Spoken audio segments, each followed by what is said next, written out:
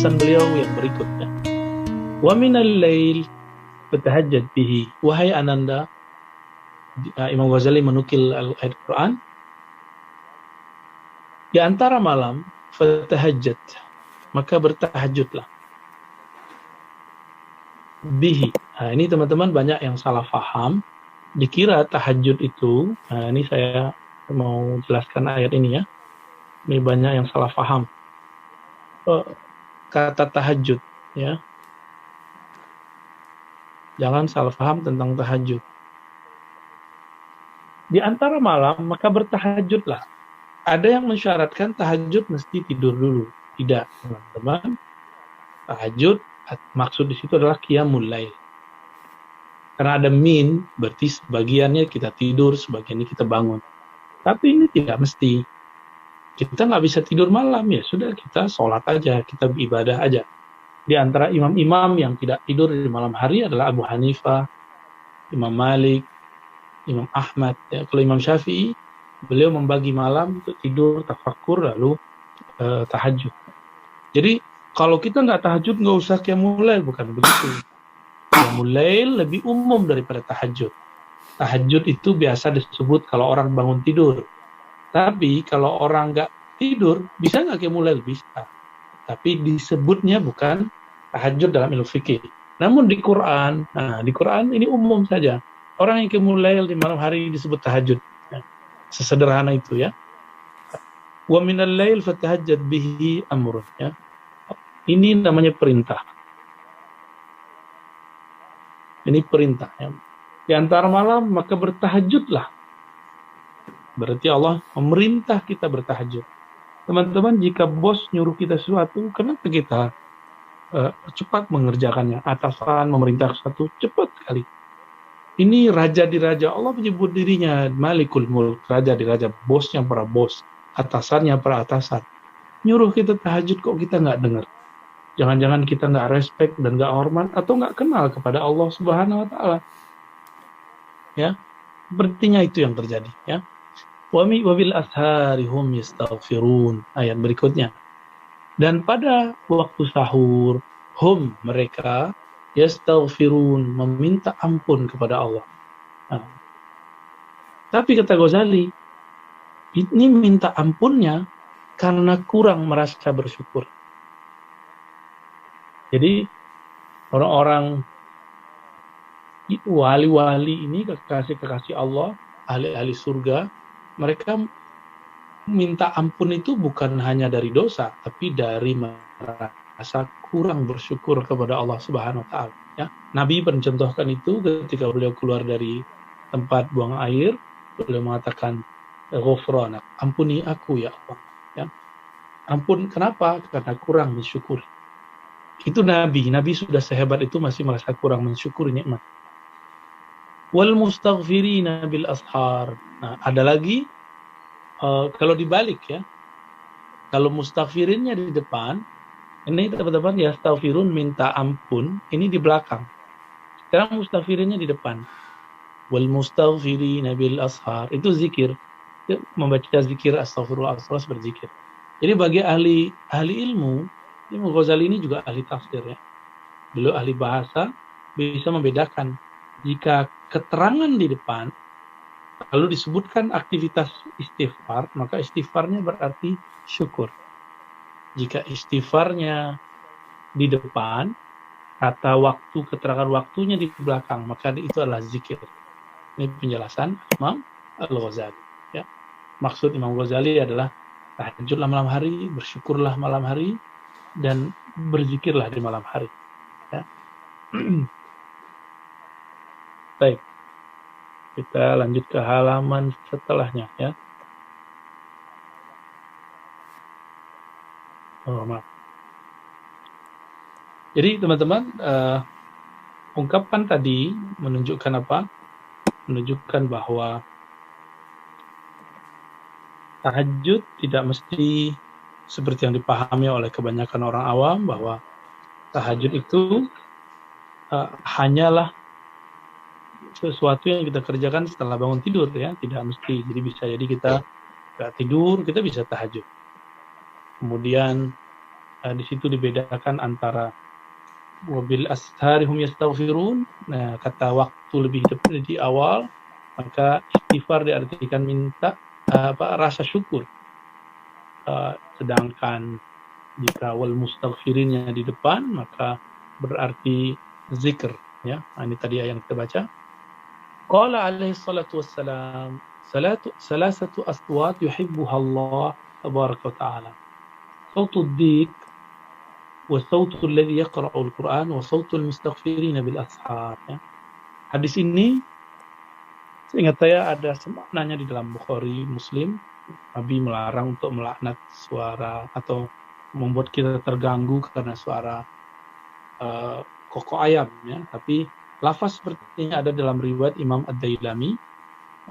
Apa kata Nabi? 3 suara yang Allah suka. 3 suara yang Allah suka, ya. Yang pertama, sautud dik. Sautud dik artinya suara daripada kokok ayam, ya. Sautud dik. Yang kedua, sautul ladzi yaqra'ul Qur'an. Suara orang yang baca Quran. Ini kelebihan kita. Adik ini khusus cuma malam. Ya, malam. Tapi sautul ladzi yaqra'ul Qur'an ini bisa siang dan malam. Ya, suara orang yang baca Al-Qur'an. Dan berikut sautul mustaghfirin, suara orang yang beristighfar bil ashar, yang mengatakan astaghfirullah, ya Allah ampuni dosaku di siang hari, ampuni dosaku di malam hari. Nah, 3 suara itu, ya. Berarti mana yang bisa kita ambil siang malam? Itu yang nomor 2. Sedangkan yang nomor pertama dan nomor 3 itu hanya di waktu-waktu sepertiga malam terakhir. Pertanyaannya, ada apa dengan suara ayam? Ternyata Nabi mengatakan, "Idza sami'tum sautat dik fas'alir rahmah." Jika kamu mendengar suara dik, suara kokok ayam, maka mintalah rahmat Allah Subhanahu wa taala. Nah, rahmat itu turun ketika dik, ayam jantan berkokok. Barangkali ayam jantan ini melihat malaikat rahmat, atau emang itulah tasbihnya ayam jantan, ya. Tapi teman-teman, yang nomor 2, suara orang yang baca Al-Quran, mau siang mau malam, itu rahmat turun kepadanya. Tidak perlu menunggu malam, ya. Dia bisa membacanya di siang hari. Hadis yang dibawanya, qala Sufyan, bukan hadis yang ini boleh disebut qaulun mansub ila tabi'i. Kalau disebut hadis maqtu'.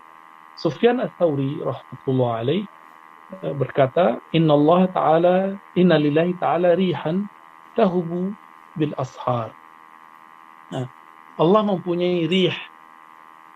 Rih itu angin khusus. Tahubbu bil ashar, yang menghembus di waktu sahur. Tahmilul azkar wal istighfar ilal malikil jabbar, ya. Yang tahmil, yang akan membawa, jadi angin itu akan membawa zikir-zikir di malam hari, istighfar yang kita baca di malam hari itu pada Al-Malik Al-Jabbar, kepada Raja di Raja, yaitu Allah Ta'ala. Allah Subhanahu wa Ta'ala. Ini Imam Sufyan Ats-Tsauri. Imam Sufyan Ats-Tsauri ini tidak mungkin berbicara dari ra'yunya, dari pandangannya. Pasti beliau mengatakan itu karena mendapatkan riwayat, tapi riwayat ini dia nggak sebutkan sumbernya, ya. Baik. Kita lanjut ke kalam berikut. Wa qala aidan, berkata juga Imam Sufyan Ats-Tsauri, idza kana awalul lail, apabila awal malam, yunadi mudani min tahtil arsy, maka akan ada yang menyeru dari bawah arsy, ala liyuqimul abidun, hendaklah ahli ibadah bangun, ya. Hendaklah ahli ibadah bangun. Ini perkataan pertama. Jadi ada yang memanggil ketika maghrib tuh, ada yang manggil tuh, ala liyuqim al-abidun, hendaklah bangun orang-orang yang ahli ibadah. Lalu yang kedua, sebelum yang kedua, fayakumun. Kalau mereka bangun qiyamul lail, qiyam di awal lail, wa yusalluna masyaallah. Lalu mereka salat, salat maghrib kah, salat isya. Thumma yunadi munadi fi syatril lail. Lalu ada yang memanggil di tengah malam. Ala liyuqim al-qanitun. Adakah orang-orang yang qanit, kalau tadi disebut abid, ya, sekarang disebut abid, ya. Disebut abid itu yang orang yang bangun di awal malam.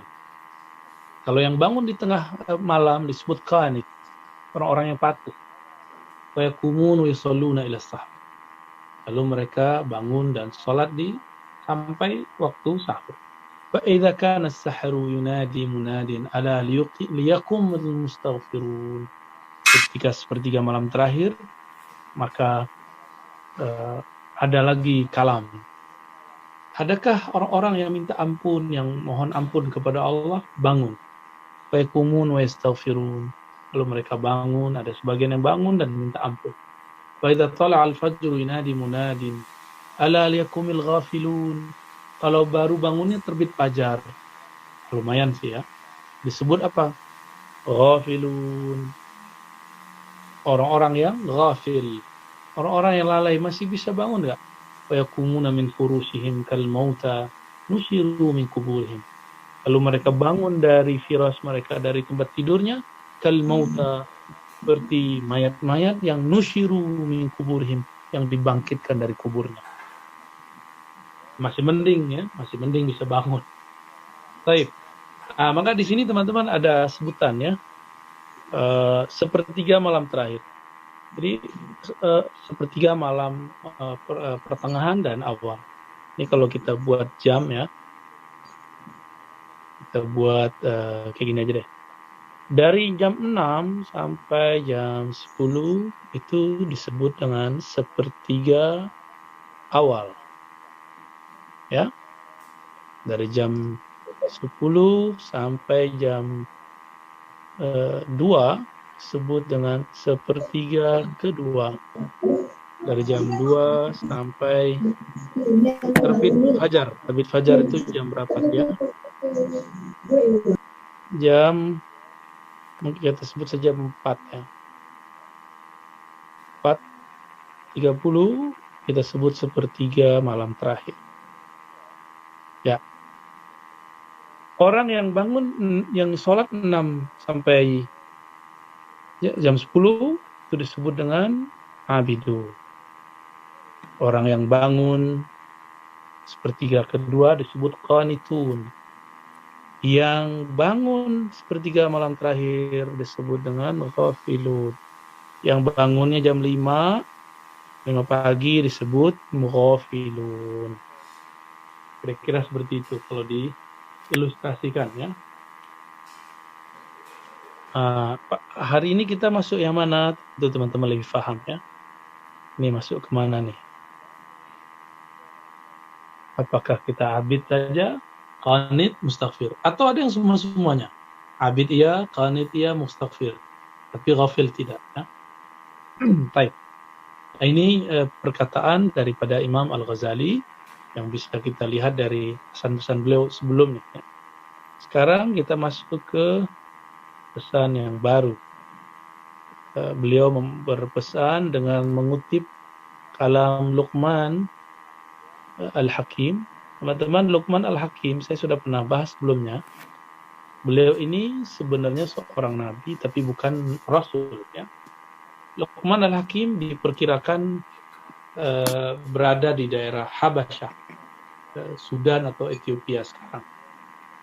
Beliau disebut Al-Hakim karena kata-katanya penuh dengan hikmah dan kenabiannya di bawah nur asmaullah Al-Hakim ya. Ruwiya fi ba'di wasaya Luqman Al-Hakim, diriwayatkan dalam sebagian wasiat Luqman Al-Hakim libnihi, kepada anaknya, annahu qala ya bunai, wahai ananda, la yakunanna dik akyasu minka. Jangan sampai dik, seperti dik tadi, ayam jantan, ayam jago, akyasu minka, lebih pintar daripada engkau. Nah, ini kata-kata beliau ini ngena sekali nih. Jangan sampai kita kalah sama ayam ya. Yunadi bil ashar, yang dia memanggil pada waktu sahur, wa anta naim, sedangkan kamu tidur. Walaqad ahsana man qala syi'ran. Ini syair ini agak, saya tidak termasuk pakar menerjemahkan syair, tapi termasuk penikmat. Karena ada kata-kata yang unik-unik di situ ya. Nanti saya coba terjemahin. Jadi syair itu, antum ahli pun bahasa Arab, ngerti pun terjemahannya, belum tentu paham, karena ada metafora, majazi. Nanti kita coba dulu lihat ya, kalau saya masih ingat. Laqad hatafat fi junhi lailin hamama. Sungguh telah berbisik pada tengah malam hamamah. Junhi ini juga bisa awalnya. Bolehlah malam hari gitu aja ya. Hamamah, burung merpati. Burung merpati kita lakukan, kita dengar bersuara ya, bersuara pada malam hari. Ala fanani wahnan wa inni naimun. Ala fanani wahnan ya. Di atas ranting-ranting pohon yang lemah, wa inni naim, tapi aku tetap saja masih tidur. Kazabtu wa baitillah law kuntu asyikan. Sungguh aku telah bohong demi Allah ya, demi rumah Allah. Law kuntu asyikan, seandainya aku menyebut diriku orang yang asyik, orang yang rindu. Lamma sabaqatni bil buka'il hamaim, padahal burung merpati telah dahulu bangun nangis daripadaku. Wa az'am, sedangkan aku masih mengira anni haim zu sababah, akulah para perindu itu. Li rabbi fala abki wa tabkil hamaim, demi Allah aku tidaklah bisa menangis, tetapi kok hewan bisa menangis. Wah, ini kalimatnya betul-betul menangisi diri ya. Ini kalau diterjemahkan secara umum, teman-teman, maknanya bagaimana aku mengatakan aku cinta kepada Allah, sedangkan burung merpati lebih dahulu bangun daripada aku. Bagaimana aku ingin menyebut aku merindukan Allah, sedangkan ketika burung-burung itu telah menangis, telah bermanja-manja di malam hari, aku pun masih tidur. Demi Allah, di saat semuanya telah menangis, aku pun tidak sanggup menangis, karena hatiku lebih keras daripada binatang-binatang ternak, binatang-binatang liar. Ini kira-kira maksud beliau ya. Oke. Ini barangkali yang terakhir mau kita terjemah. Khulafatul ilmi, ujung dari ilmu, kesimpulan semua ilmu, an ta'lama anna ta'ata wal ibadata ma'iyah. Engkau harus mengerti apa sebenarnya esensi daripada taat dan ibadah. Ya alam, tahuilah, at-ta'ah, ketaatan itu, dan ibadah mutaba'atus syari' fil awamir wan nawahi, mengikuti Allah syari', bisa jadi Nabi Muhammad, dalam semua perintah dan larangannya, bil qawli wal fi'li, tidak hanya dengan kata-kata tapi juga dengan perbuatan, yakni kullu ma taqul wa taf'al, semua yang kamu katakan dan kamu perbuat. Wa tatruku qawlahu wa fi'lahu wa yakun bi'tida'i syar'i kama law sumta yawmal 'id wa ayyam at-tasyrik takunu 'asiyan.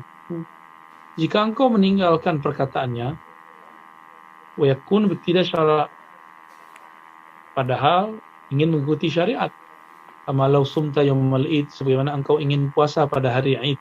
Jadi ada orang kerajinan beramal, lalu meninggalkan larangan Nabi, nggak boleh puasa di hari raya atau hari tasyrik. Lalu orang yang berpuasa, walaupun pada dasarnya puasa itu adalah pahala, kebaikan, taat, tapi karena Nabi melarang, lalu kita tetap puasa, takunu 'asiyan, maka engkau akan tetap menjadi yang ma'asi. Au sallaita fi saubin makhsub, engkau sholat di baju yang dirampas, baju rampasan, baju maling, baju korupsi ya. In kanat surata ibadatin ta'tam ya. Meskipun zahirnya itu terlihat soleh, tapi sebenarnya itu adalah dosa. Baik, kira-kira itu Kang Amir ya, yang bisa kita ambil dari kalam-kalam Al-Imam Ghazali. Saya tahu ini sudah kalam keberapa, tapi ini sudah halaman 114. Keberkahan itu dimulai kepada orang yang bangun di malam hari dan yang bangun salat subuh berjamaah. Nabi mengatakan, Innallaha yuhibbul witra. Allah mencintai witir. Maka kata Imam Sya'rani, jika ingin tidur malamnya dalam keadaan berkah cinta Allah, maka berwitirlah.